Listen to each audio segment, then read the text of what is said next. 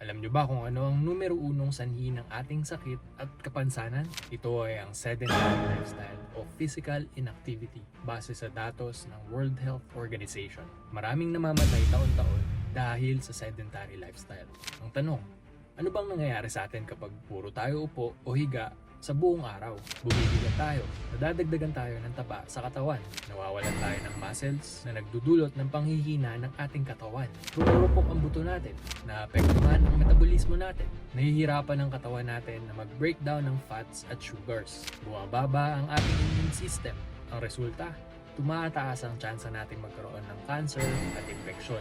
Ang immune system kasi natin ang ating first line of defense para labanan ang cancer cells pati infections. Hindi nagiging maganda ang daloy ng ating dugo. Nagkakaroon din tayo ng pamamaga at pamamanas sa ating katawan.